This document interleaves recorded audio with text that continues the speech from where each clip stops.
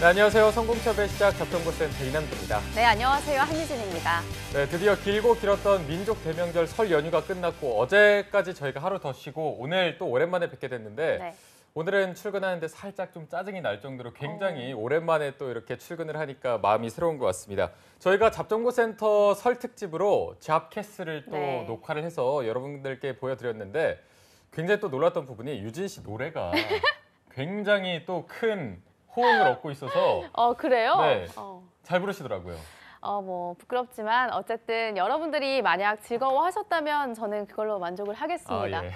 미스코리아 같은 네, 이렇게 닷새간의 긴 연휴가 드디어 끝이 나고 이제 다시 또 취업 준비에 들어가야 할 텐데 네. 오늘은 워밍업, 가벼운 워밍업 시간을 가져볼까 합니다. 그래서 저희가 금요 스페셜을 준비해봤는데요. 오늘 저희와 함께 시작하시면서 하루를 보람차게 보내보셔도 좋겠습니다. 네, 이번 주까지는 마음이 약간은 싱숭생숭할 수가 있기 때문에 네. 유진 씨가 말한 것처럼 오늘을 기점으로 워밍업을 하면서 하루를 시작해보는 것도 좋을 것 같습니다. 그러면 금요일 잡정보센터 지금 바로 출발합니다.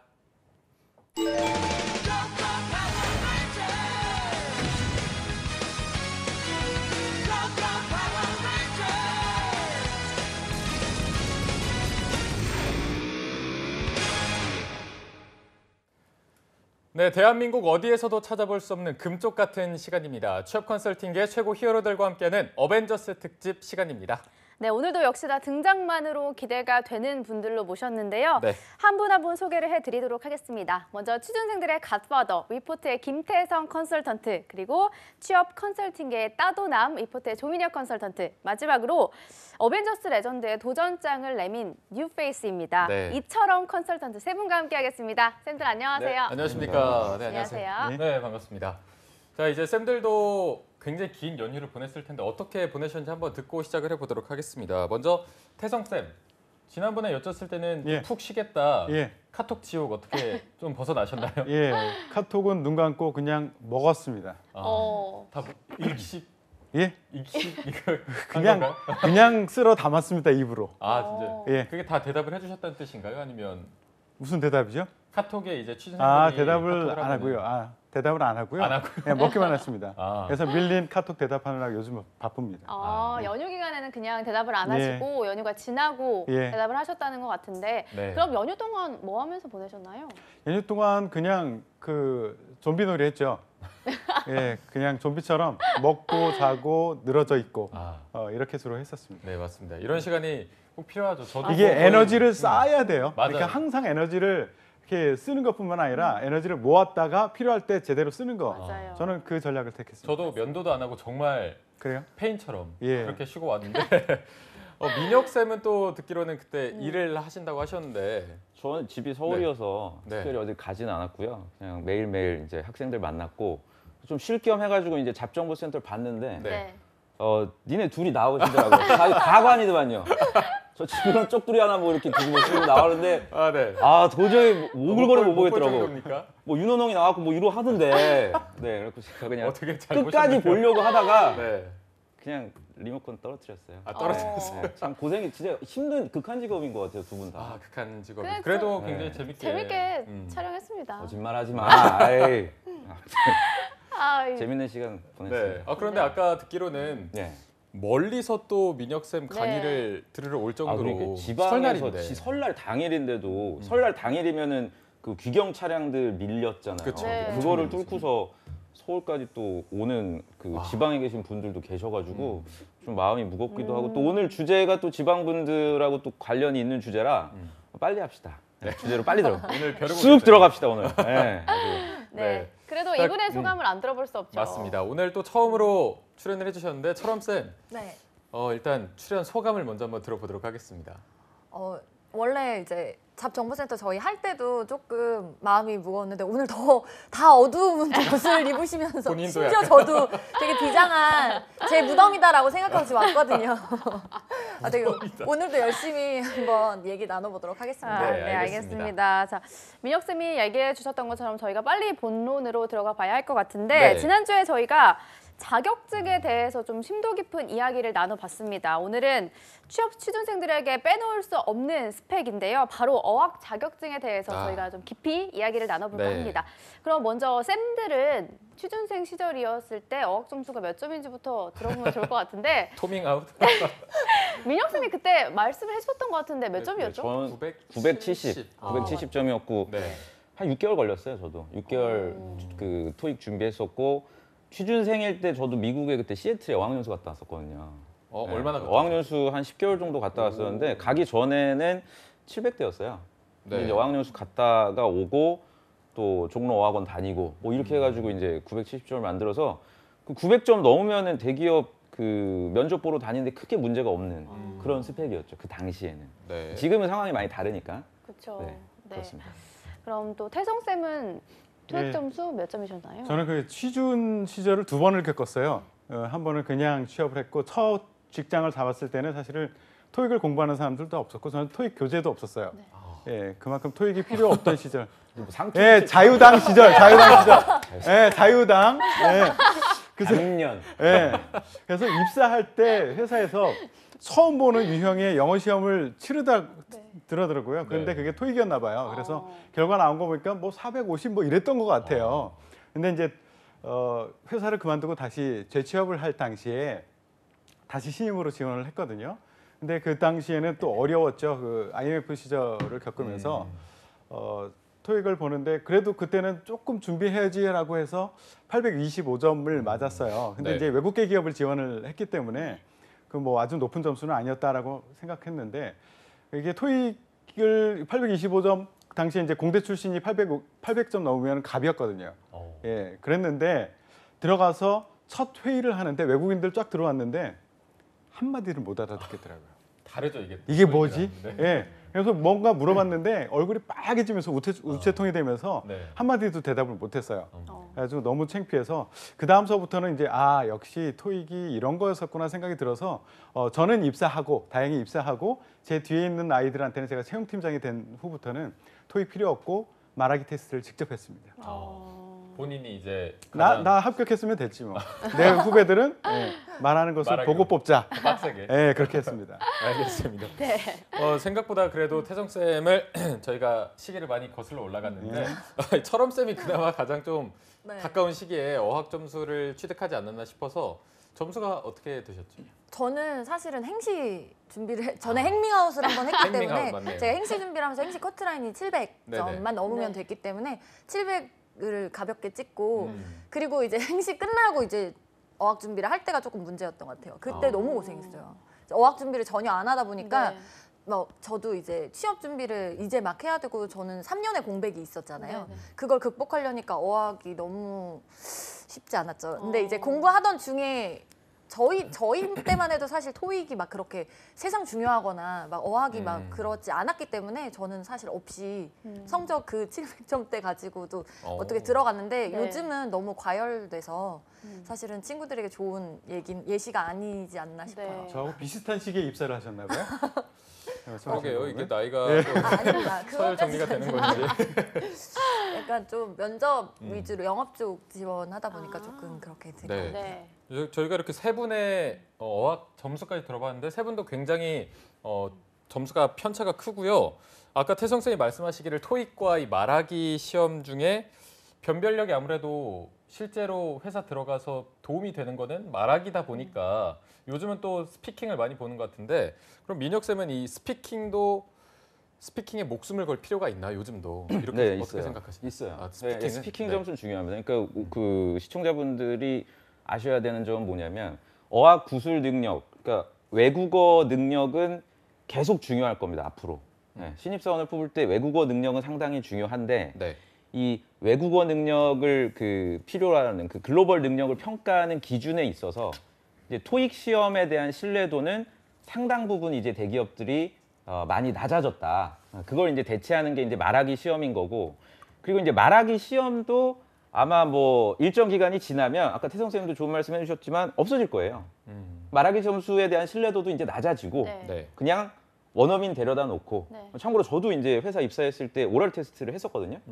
토익 점수도 이제 보고 원어민이랑 이제 1대1로 한 20분 정도 그냥 가벼운 대화하는 것 같고 또 평가를 받았어요. 그러니까 실제로 뭐 현대자동차는 이제 SPA라 그래서 그렇게 또 면접 전형을 진행하는 회사들도 있거든요. 그래서 요약을 하자면 토익에 대한 그 신뢰도도 낮아지고 지금 현재 한 제가 볼 때 한 3, 4년 정도는 이제 구술 능력에 대한 걸로 아마 기업들이 가름할 것이며 요것도 향후 시간이 흐르면 없어지고 그냥 바로 아니면 뭐 지금 요새는 이제 AI 테스트들도 있어서 네. 대체될 거라는 얘기죠. 그러니까 여러분들이 아셔야 되는 거는 구직자들이 생각하는 것보다 훨씬 더 많은 노력을 하고 있어요. 채용 담당자들이 우려하고 있고 그 구직 시장이 지금 얼마나 그 낭비를 많이 하고 있는지도 다 알고 있고 우려하고 있어서 불필요한 거를 좀 안 하게 하려고 네. 많은 노력을 하고 있거든요.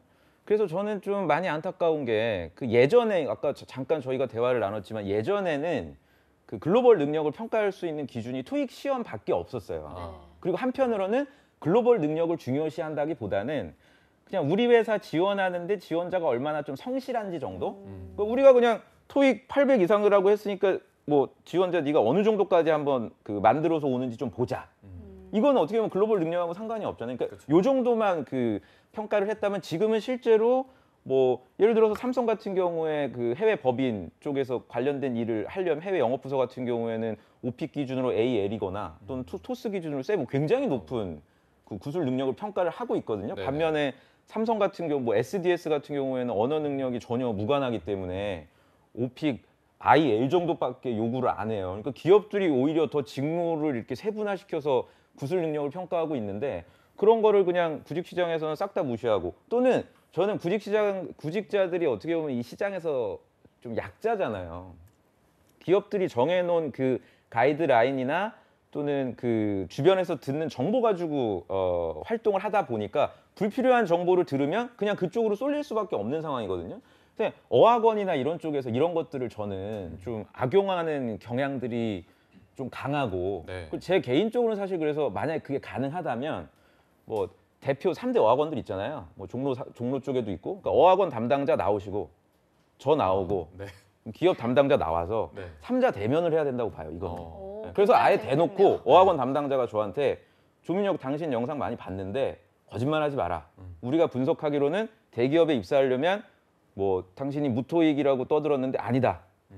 어학원 우리 통계를 내보니까 대기업 입사한 100명 중에 80명 이상이 토익 900 이상이었다. 그럼 나 이제 안 나올게 방송. 나 안 나올게 진짜. 만약 그러면. 정말요? 예. 네. 그리고 만약 대기업 담당자도 어학원 얘기가 맞다. 당신 잘못됐다. 그럼 나 이제 안 할게. 정말 내 선언할게요. 오늘 좀 세게 나오시네요. 아니 제가 왜냐면요 제가 이거 오늘 자료를 가지고 왔는데 네네. 제가 그냥 떠드는 게 봐봐요. 지금 LG 같은 경우에 LG 전자인데 이 지금 빽빽하죠. 이 어학 점수에 대해서 얼마나 이 채용 담당자가 답답하면 이렇게 해놨어요. 이게 모집 그 응시 자격이에요. 자사 기준에 준하는 공인 영어 성적에 대해서 1개 이상을 보유하면 되는데 괄호 열고 R&D 직구는 제외. 안 보겠다는 얘기야. 연구 개발 직군. 그리고 또 이렇게 해놨어요. 혹시나 연구 개발 직군의 경우에 어학 점수를 입력을 하셔도 우린 서류 전형에 반영하지 않습니다. 대놓고 그렇게. 대놓고 지금 여기 워딩이 이렇게 돼 있어요. 네네네. 그리고 심지어 지금 2018년 하반기 세메스 이 삼성 그 저 장비 회사인데 여기는 네네. 지원 자격이 최소 어학 기준 오픽 IL 제가 아까 얘기한 거예요. 토스 5 보시면은 토익은 아예 없어요. 기준 자체에 없단 말이에요. 그리고 네네. 마지막으로 2월 17일 날 지금 마감인 현대자동차 그 뭡니까 연료 전지 R&D 부서도 지원 자격에 SPA, 토익 스피킹, 탭스 스피킹, 오픽 없어요 토익.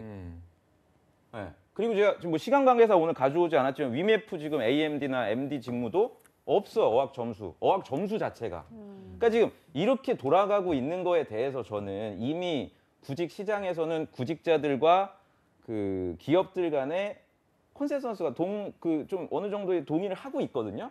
근데 그런 뭐 토익을 주관하는 회사라든지 몇 개 특정 그 어학 기관에서 그러니까 저는 그걸 이제 장사를 하실 거면 구직자를 데리고 하지 마시고 저는 네. 예, 구직자를 데리고 계속 뭐 내용을 호도한다라든지 뭐 광고를 아주 과장 광고를 이렇게 포장을 해서 제가 버스 타고 다닐 때마다 그 인근 지역 가면 그 해당 회사의 광고가 막 나와요. 음악 나오고. 네. 그러니까 그런 거 들으면은 우리 구직자들이 정신 차리지 못한 애들은 또 그냥 막연하게 끌려가는 경우가 굉장히 많거든요. 네. 그러니까 이 불필요한 시간 낭비를 그러니까 물론 이제 기업 입장에서도 그게 어떻게 보면 그 황금을 낳는 그 거위알 같은 거니까 계속 네. 좀 뽑아내고 싶은. 제가 너무 말을 많이 하나요 오늘? 제가 할 말이 제가 너무 많아서 그래요. 오늘. 화가 많이 네. 나셨어요. 왜냐하면 아니 왜 얘가 이렇게까지 어학연수를 갔지? 지방에 계신 친구인데 또는 네.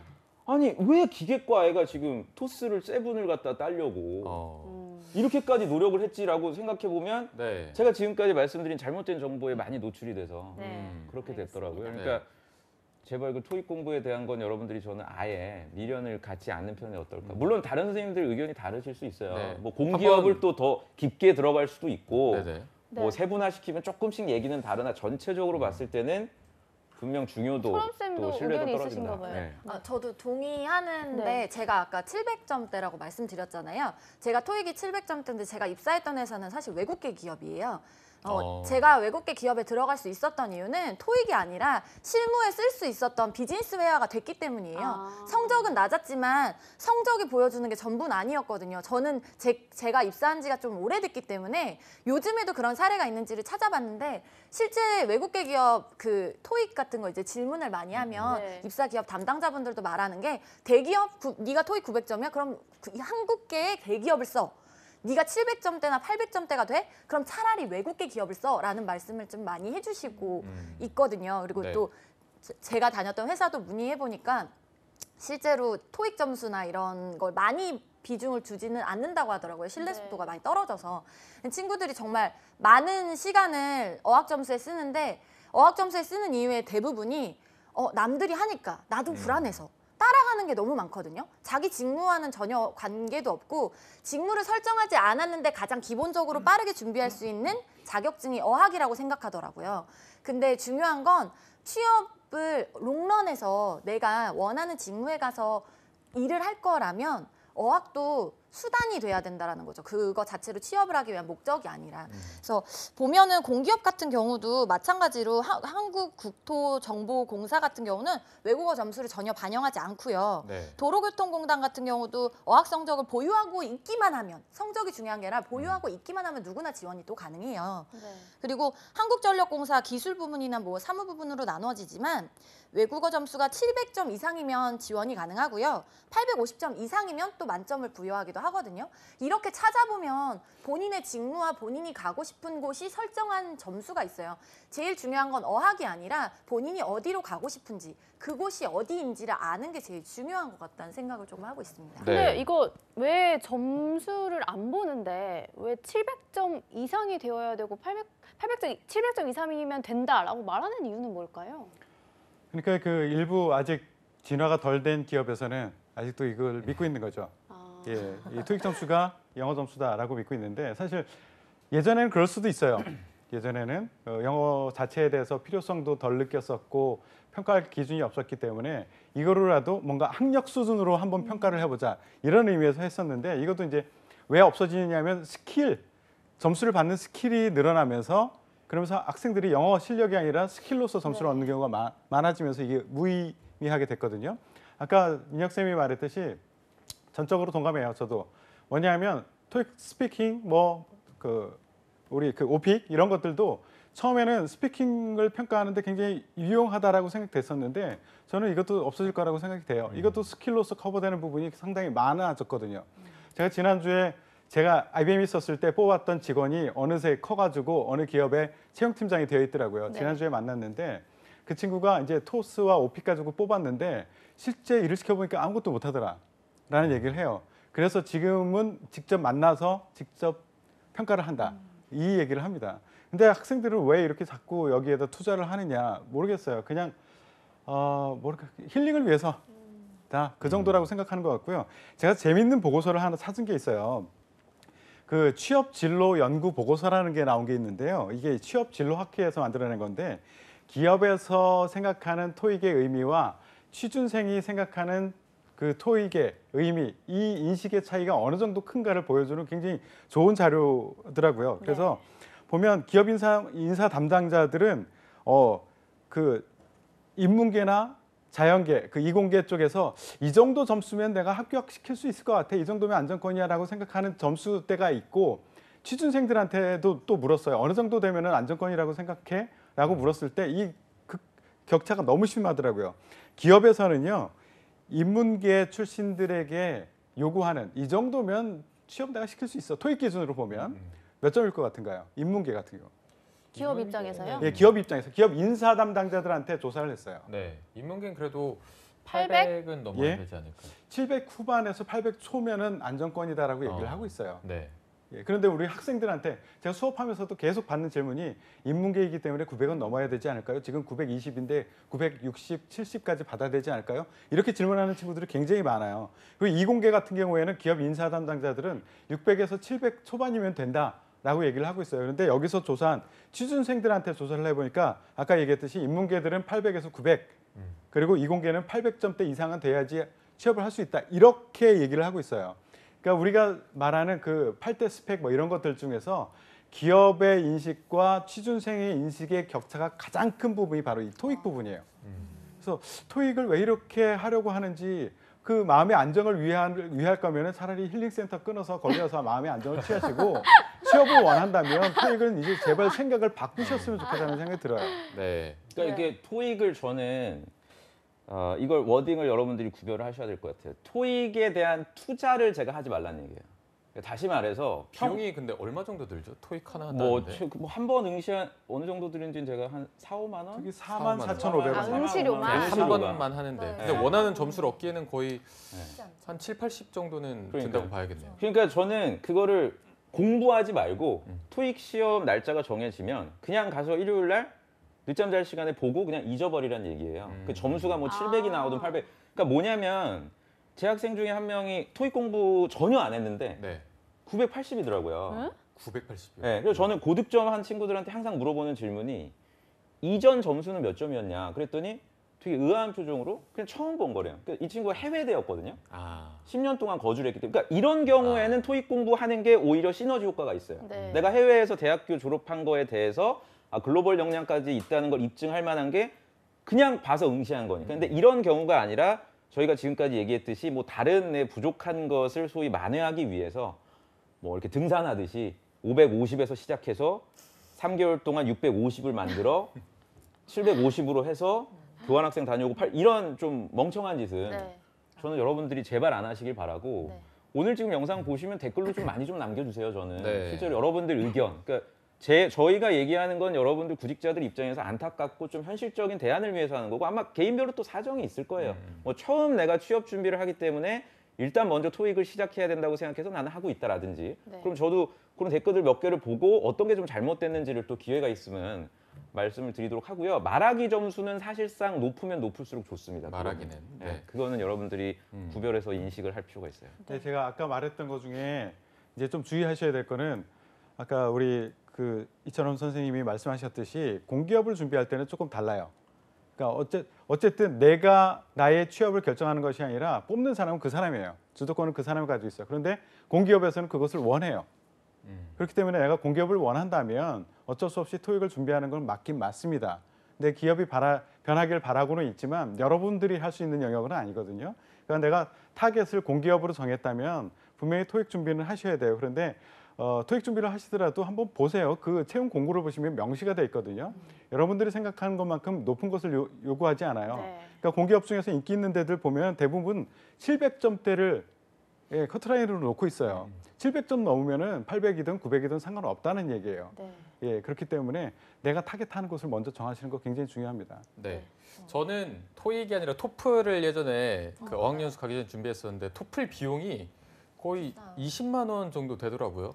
다른 어학 점수를 따는데도 이렇게 비용이 많이 드는지 그리고 어학원 같은 것도 비용이 좀 상당한 걸로 알고 있거든요. 비용이 어느 정도 들죠? 네, 사실 투자하는 비용도 비용인데 시간도 되게 많이 들더라고요. 처음부터 아예 클래스를 9시부터 6시까지 해서 한 달 과정, 또 2달 과정 이런 식으로 친구들이 듣게 되거든요. 그러면 이 친구들이 실무 역량을 길러야 될 시간에 어학에만 한 달이 아예 구멍이 나버리는 거거든요. 이게 밸런스라는 게 되게 중요한데 취업할 때 지식이라는 것도 분명 중요하고요. 그 지식에 자격증이 들어가는 거고 내가 하고 싶은 직무의 경험, 그리고 이 사람이 갖고 있는 지혜나 철학 이런 것도 분명 중요해요. 그 사람의 향기라든지 생각이라든지 가치관이라든지 세 가지가 밸런스가 맞아줘야 되는데 어학의 모든 시간, 특히 지식에서 어학이라는 부분의 모든 시간을 몰빵이라고 하긴 그렇지만 어쨌든 투자한다라는 거죠. 근데 그게 굉장히 위험한 건 직무 연관성이 있다면 그 정도의 시간 무조건 할애해도 되겠죠. 근데 내가 직무 연관성이 없고 목표가 없고 그냥 남들 다 따니까 어학. 이거는 차라리 그 시간에 실무 경험을 쌓으시고 인턴 하시고 차라리 아르바이트 하시는 게 저는 더 낫다고는 봐요. 왜냐하면 어학에 한 달 내내 9시부터 6시 그리고 숙제도 엄청 많이 맞아요. 주거든요. 맞아요. 주말에도 숙제를 하느라고 숙제를 주말 저녁에 가서 숙제하고 주말에 숙제해도 다 못할 숙제를 줘요. 맞아요. 스터디도 해야 되죠. 스터디도 해야 돼요. 그러면 이 친구들은 그냥 공백기가 생기는 거예요. 원하지 않게 어학 점수로.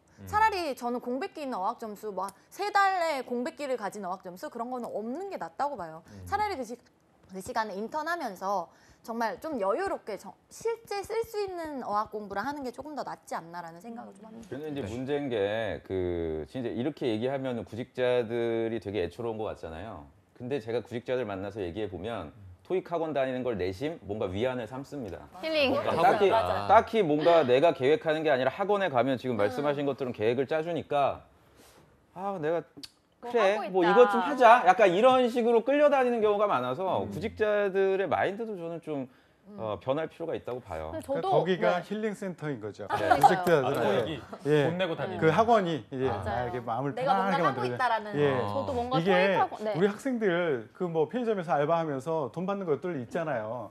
근데 우리 그 조사된 거를 보면 1년 동안 어학 교재비 뭐 학원비 이거 다 빼고 어학 시험에 드는 비용만 1년 동안 53만 6천 원을 쓴대요. 토익으로 치면 한 8번, 9번 보는 거예요. 그 네. 친구들 1년 동안. 그럼 이제 학원 다니는 비용까지 치면 어마어마하거든요. 그렇죠. 여러분들이 그 편의점에서 그 제품 진열하고 고생하고 이런 몇 시간을 써야지 이걸 벌 수 있는데 왜 이거 기업에서는 이거 보지 않는다고 하는데 왜 이거를 이렇게 돈을 여기다 쏟고 있는지 네. 이해가 안 됩니다. 그러니까 과감하게 좀 결단을 내릴 필요가 있어요. 지금쯤이면. 네. 그런데 아까 민혁 쌤이 말씀해주신 게 뭐 어학원 담당자, 기업 담당자 나와서 한번 얘기해보자 했을 때 어학원 측의 논리가 예. 실제로 기업에 입사한 애들 봐라. 토익 다 900 넘지 않냐. 근데 취준생들이 이 부분에 되게 약간 집착을 하게 되는 것 같거든요. 아, 네. 정말로 900을 넘어야 되는구나. 이거를 좀 깨트릴 논리 아니면 뭐 예외를 할까 이런 게 필요할 것 좋은 같은데. 질문이신데 그러니까 그게 뭐냐면 어학 점수가 900점을 본인이 이제 합격한 친구들이 900점을 목표로 내가 어학 점수를 만들어서 합격한 건지 상관관계가 그게 아니라 아까 제가 말씀드린 것처럼 어학은 내가 그냥 크게 관심은 없는데 그냥 원래 글로벌 역량이 어느 정도 있어서 응시했더니 뭐 800이라든지 850이 나오고 오히려 다른 부분에 있어서의 강점 예를 들어서 공대생들 같은 경우는 뭐 전공에 있어서의 강점이라든지 또는 뭐 문과 인문계 학생들 같은 경우 직무 관련된 경험이 있다라든지 다른 부분이 충족돼서 합격했는지 이거는 따져봐야 된다는 얘기죠. 그러니까 그 어학 기관에서는 그렇게 주장하는 게 맞아요. 그분들의 그 논리가 그거밖에 없을 거라고 아마 네, 그분들은. 근데 그렇지 않은 다양한 가능성과 합격 사유들이 너무나 많거든요. 아까 전에 철원 쌤도 뭐 외국계를 얘기하셨는데 제 학생 중에 한 명은 그 디아지오라고 주류 전 세계 1위 회사 있어요. 그 무토익으로 들어갔어요 거기 외국계 회사인데. 네. 그러니까 외국 헤드쿼터를 둔 외국에 있는 회사가 아니라 본사가 헤드쿼터가 외국에 있는 한국 회사가 외국 개거든요.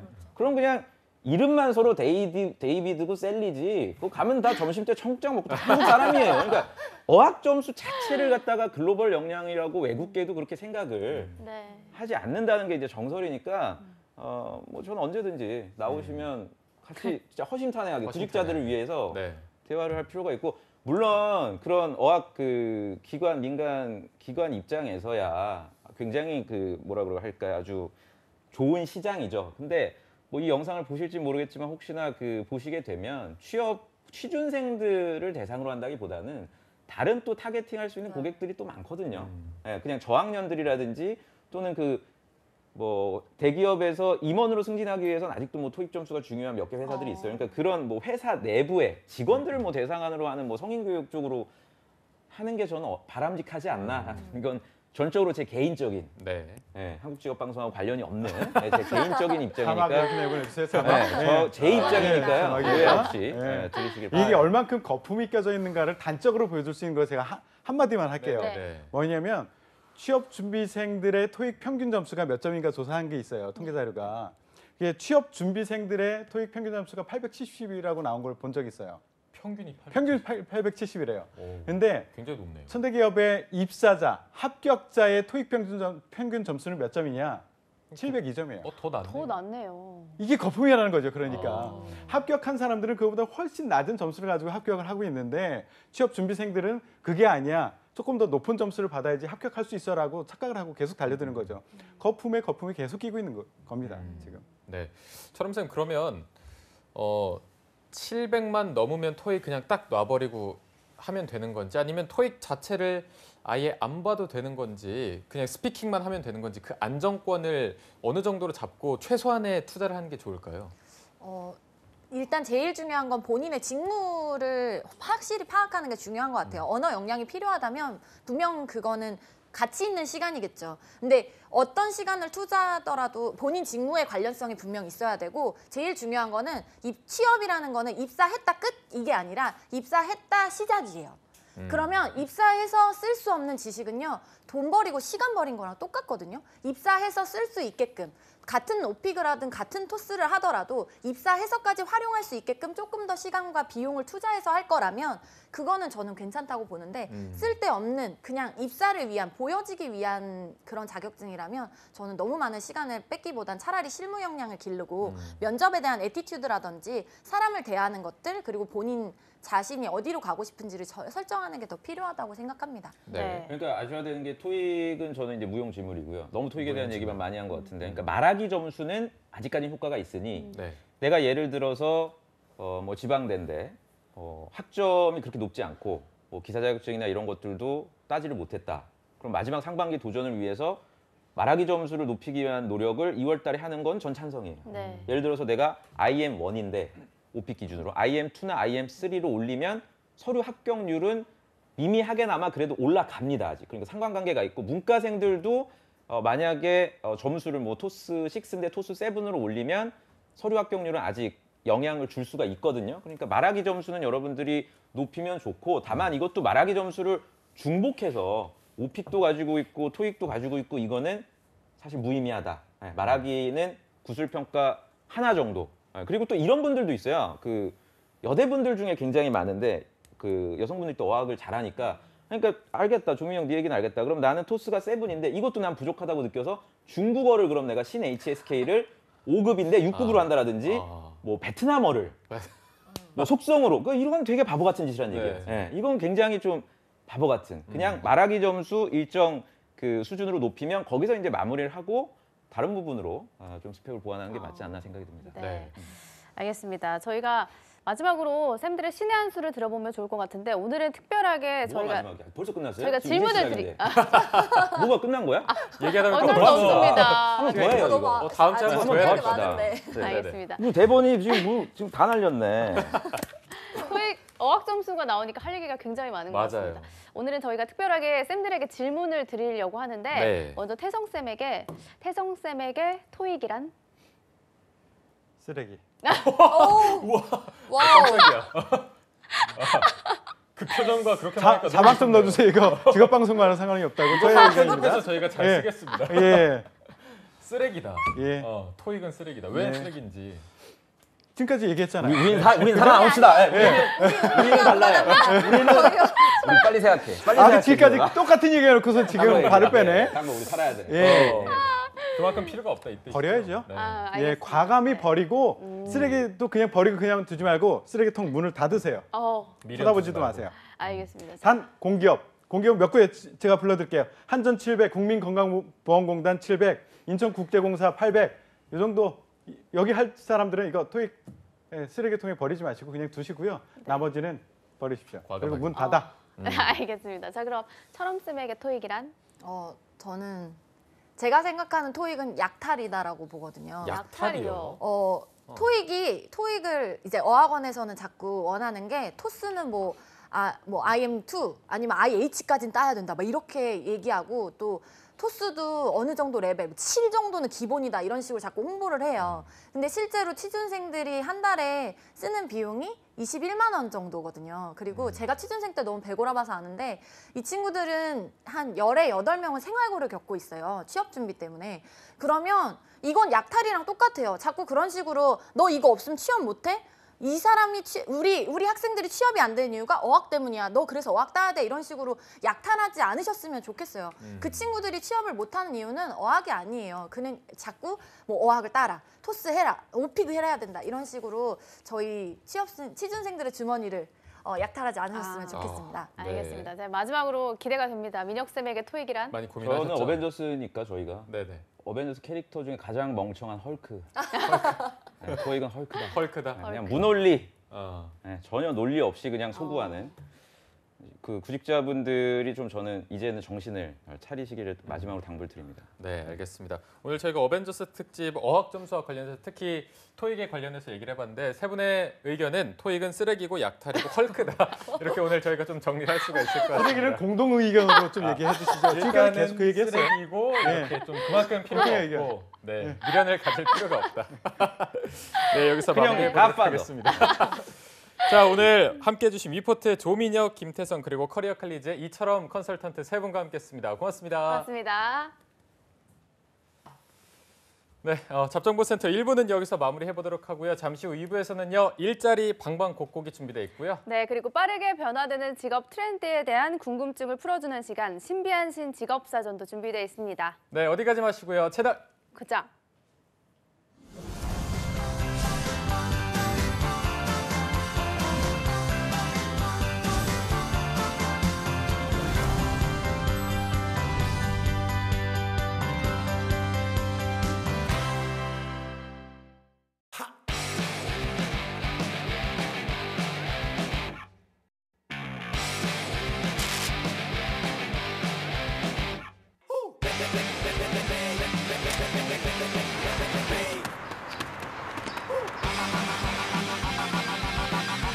칠 7,300개 기업의 참여로 배우면서 일하는 능력 중심 일학습 병행제. 일학습 병행제로 꿈을 향해 달리고, 일학습 병행제로 직무 능력을 배우고. 스펙보다 능력으로 인정받는 대한민국. 능력 중심 사회는 일학습 병행제로부터. 한국 직업 방송을 보면 취업이 보입니다.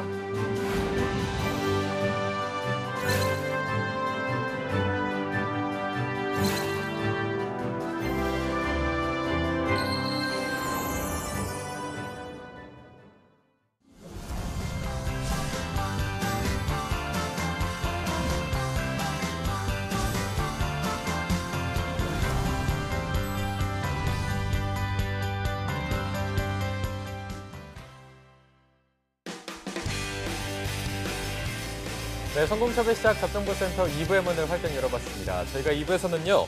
전국 각지의 생생한 채용 소식을 발빠르게 만나보는 일자리 방방곡곡이 준비되어 있고요. 네, 그리고 미래 유망 직업에 대한 모든 것을 알려주는 신비한 신 직업사전도 준비되어 있는데요. 먼저 일자리 방방곡곡부터 바로 만나보시죠.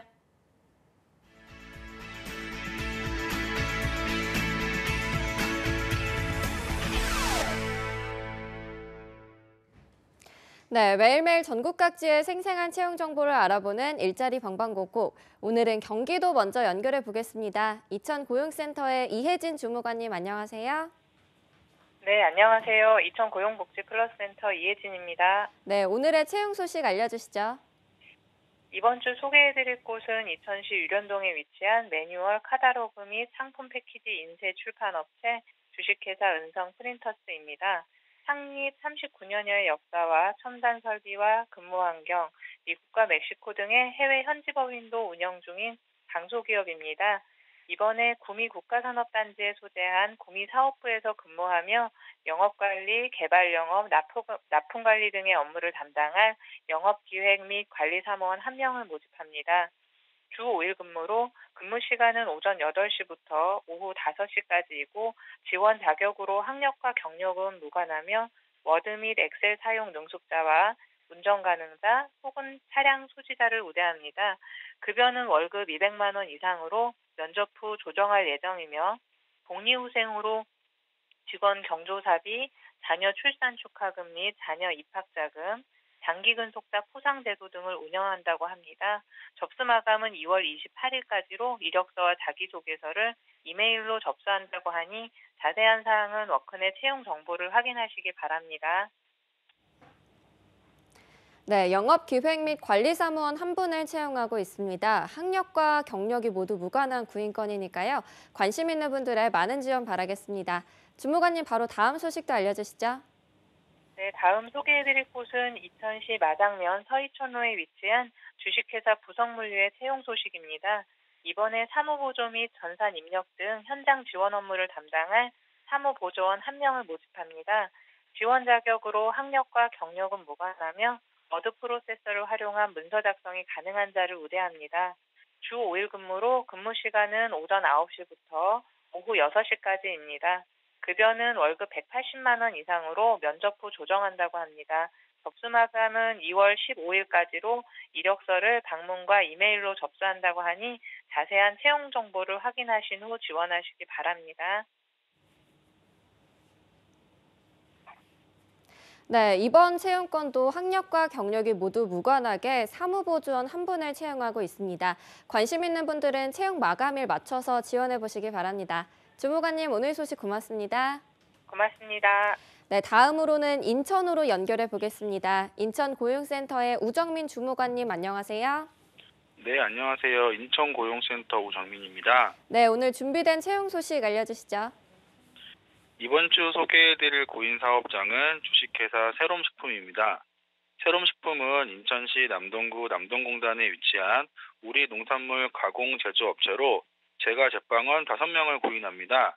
경력은 무관하나 학력은 고졸 이상인 자를 고인하고 근무 시간은 주 5일 근무로 오전 8시부터 오후 5시까지 근무합니다. 임금은 시급제로 8,350원이며 제과 제빵 반죽, 성형, 포장 등 생산 전반적인 업무를 수행하게 됩니다. 입사를 희망하시는 분은 인천 고용복지 플러스센터 취업지원과로 문의해 주시기 바랍니다. 네, 경력이 무관하게 제과 제빵원 5명을 채용하고 있습니다. 관심 있는 분들의 많은 지원 바라겠습니다. 주무관님 바로 다음 소식도 알아볼까요? 네, 다음으로 소개해드릴 구인사업장은 주식회사 동강물산입니다. 주식회사 동강물산은 인천시 중구 항동에 위치한 냉동수산물 및 가공식품 생산 유통 도소매 업체로 격리사무원 1명을 고인합니다. 학력 및 경력은 무관하고 근무 시간은 주 6일 근무합니다. 임금은 월급 200에서 240만 원 수준이고 수산 가공식품 파트에 출고 전표 발행, 매입 매출 정리 등 업무를 담당하게 됩니다. 입사를 희망하시는 분은 인천 고용복지 플러스센터 취업지원과로 문의해 주시기 바랍니다. 네, 채용 시 마감되는 구직건이기 때문에 관심 있는 분들은 빠르게 지원하시기 바랍니다.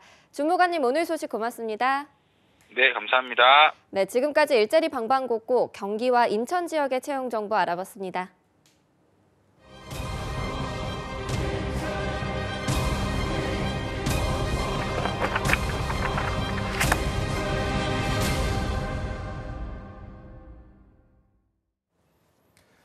네, 내가 원하는 일 그리고 해보고 싶은 일을 찾아서 여러 직업에 다양하게 도전하는 취업준비생들이 많습니다. 이런 분들을 위해서 미래 유망 직업의 궁금증을 말끔하게 해소시켜줄 신비한 신직업사전 시간입니다. 네, 직업 트렌드는 물론이고요. 다양한 직업 세계로 저희를 안내해 주실 분입니다. 한국고용정보원의 김진관 연구원님 함께하겠습니다. 안녕하세요. 네, 안녕하세요. 안녕하십니까. 한국고용정보원의 김진관입니다. 네, 연구원님.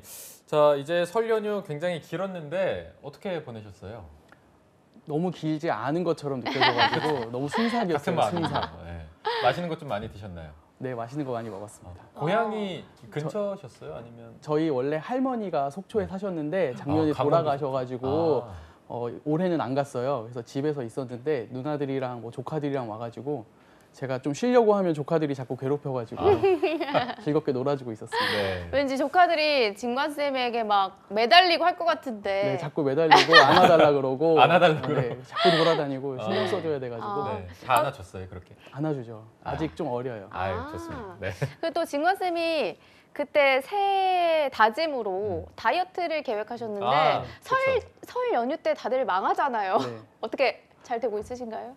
설 연휴니까 그때만큼 우리 모두 다 자유하잖아요. 그쵸. 아무것도 묶여있지 않으니까 그 이후부터 다시 또 다이어트를 하는 걸로. 오늘부터 다시 시작하셔야겠네요. 네, 오늘 또 작심삼일인데 또 저번에 얘기했던 것처럼 계획은 원대하게 실행은 원데이만 할 전혀 생각입니다. 민망해하지도 않고 많이 먹었다는 말을 굉장히 자연스럽게 하시네요. 네. 네, 저희 이렇게 설 연휴 잘 보내고 이제 오늘 다시 또 시작을 해야 할 텐데 저는 항상 진관쌤을 보면 곰돌이 푸가 생각이 나더라고요. 귀여운 또. 네, 그래서 곰돌이 푸가 항상 이렇게 꿀단지를 품에 안고 다니는데 진관쌤이 왠지 직업을 하나씩 이렇게 꿀단지에서 꿀을 꺼내주는 것처럼 신직업을 꺼내주시는 것 같아서 오늘은 그 꿀단지 안에 어떤 직업이 들어있을지 바로 들어보겠습니다. 꿀단지 좀 드시나요? 꺼낼까요? 곰돌이 푸? 사실은 많이 들어가지고 정말요? 각종 곰과 돼지 관련된 비슷하면 다 닮았다 그래가지고 네.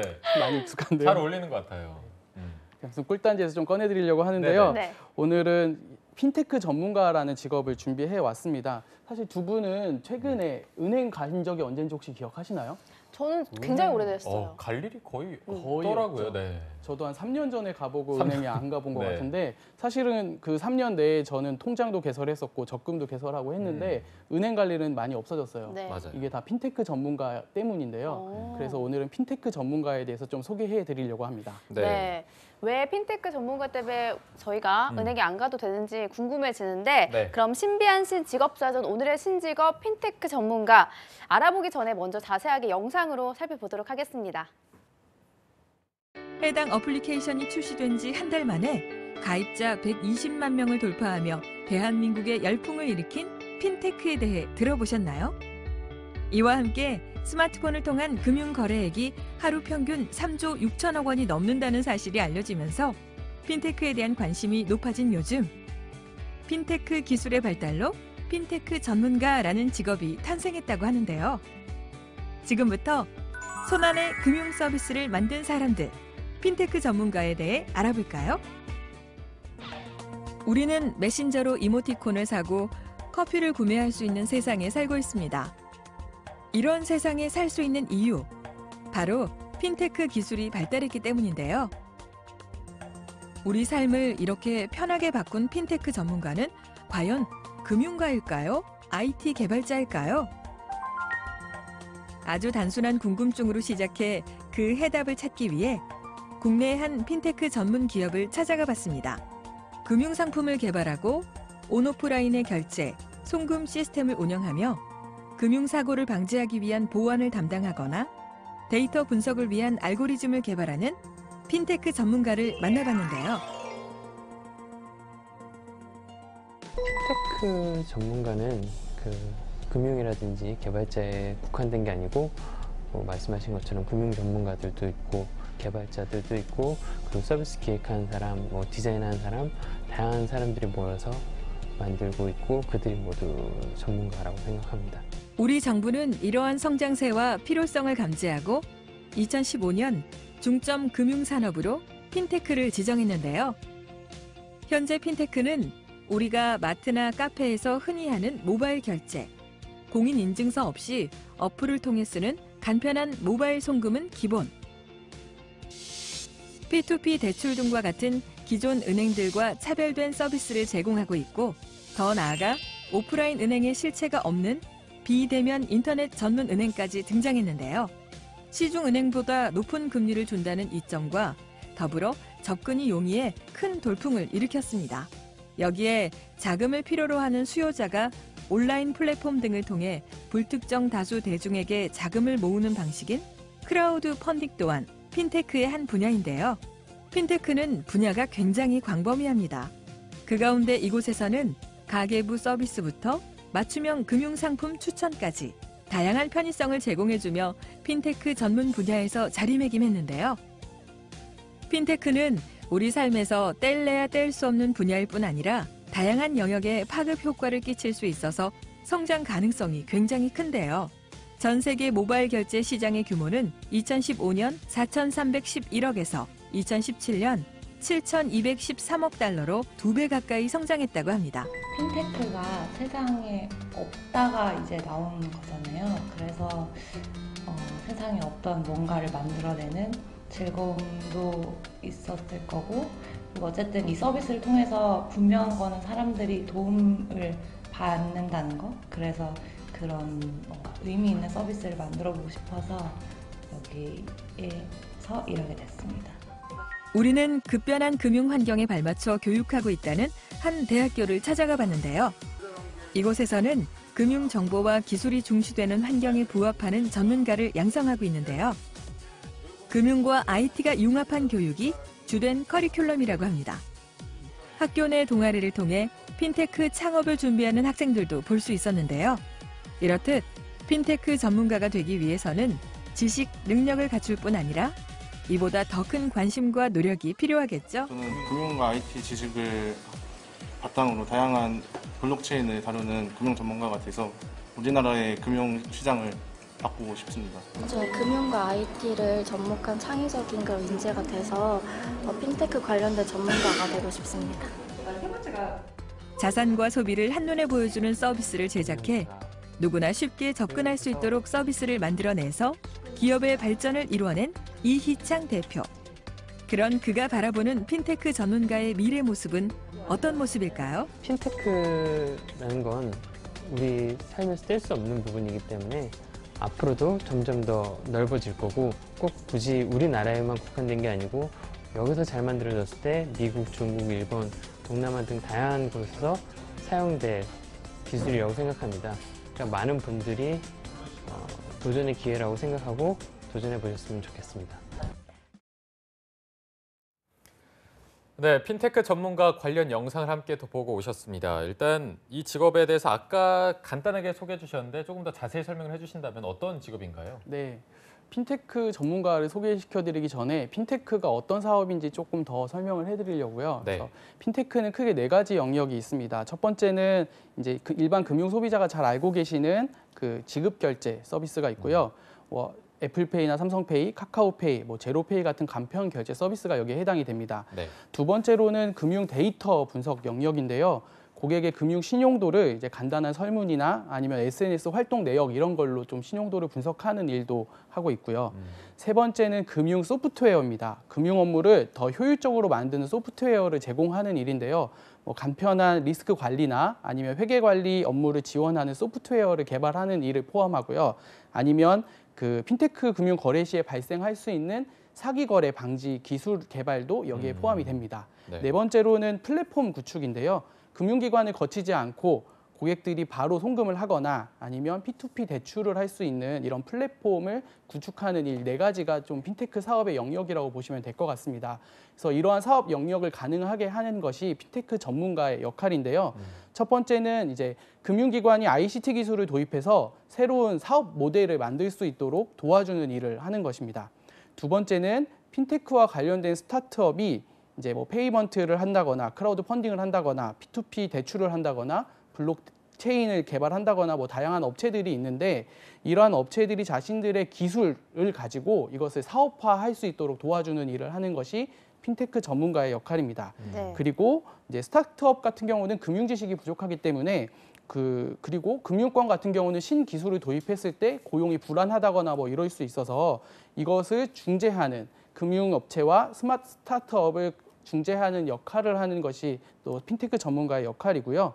또 사기거래 방지 기술을 개발한다거나 해킹 방지 보안 프로그램을 만드는 일도 핀테크 전문가의 역할 중에 하나입니다. 마지막으로는 금융거래 플랫폼을 구축하는 일도 포함이 됩니다. 네. 굉장히 전문적인 분야인 것 같아서 필요한 교육이나 자격증 아니면 이런 전공을 하면 유리하다 이런 게 있을까요? 사실은 전공 자체가 중요한 그런 직업은 아닙니다. 하지만 이제 금융 분야의 지식이 중요하기 때문에 금융과 관련된 학과, 금융학과나 경제 경영학과를 졸업하거나요.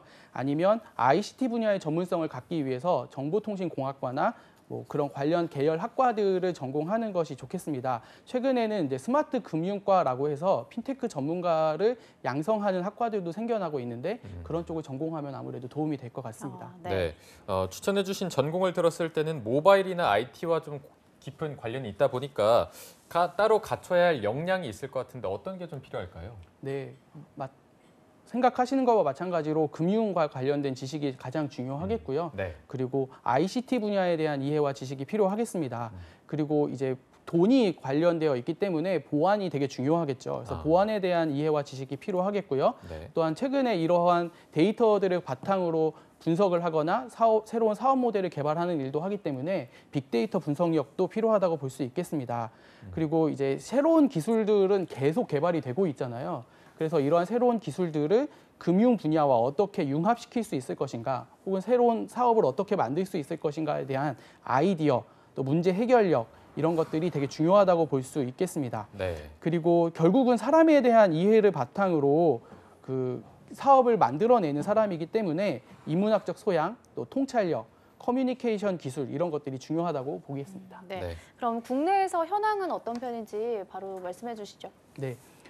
핀테크 전문가는 이제 프로그래머를 비롯해서 로보 어드바이저 전문가, 빅데이터 전문가, 또 UX UI 디자이너, 보안 전문가 관련된 여러 가지 직업들이 이렇게 함께 활동을 하고 있고요. 또 다양한 사업 분야에 걸쳐 있기 때문에 이것을 그 핀테크 전문가의 현황을 구체적으로 파악하는 것은 상당히 어렵습니다. 네. 하지만 분명한 것은 기존 그 전통적인 금융 서비스에서 모바일 뱅킹 이용자 수가 폭발적으로 증가하고 있고, 또 인터넷 전문 은행이 등장하는 등 다양한 핀테크 산업이 발전하고 있기 때문에 앞으로는 핀테크 산업이 지금보다도 더 많이 활성화될 것으로 기대하고 있습니다. 네, 어쨌든 활성화가 될 것이다 이렇게 말씀해 주셨는데 핀테크 전문가란 이 직업의 향후 전망을 마지막으로 좀 짧게 들어보도록 하겠습니다. 네, 방금 말씀드린 거와 되게 비슷하다고 볼 수 있겠는데요. 사실은 우리나라는 그 인터넷 결제가 상당히 까다로운 편이었잖아요.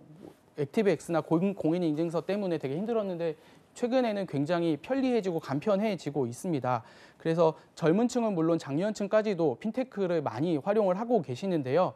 우리나라는 세계 최고 IT 강국이고 또 그 금융산업의 성숙도 또한 상당히 높은 편이기 때문에 그 IT와 금융의 융합으로 탄생한 핀테크 산업의 성장 가능성은 상당히 높다고 볼 수 있겠습니다. 네, 알겠습니다. 자, 오늘은 앞으로의 보다 더 밝은 전망이 기대되는 핀테크 전문가라는 직업에 대해서 알아봤습니다. 오늘 신비한 신직업 사전 곰돌이 푸 김진관 연구원님과 함께했습니다. 고맙습니다. 감사합니다. 네, 잡정보센터 금요 스페셜 오늘 준비한 내용은 여기까지입니다. 네, 저희는 다음 주 월요일 오전 10시에 웃는 얼굴로 찾아뵙겠습니다. 여러분 고맙습니다. 고맙습니다.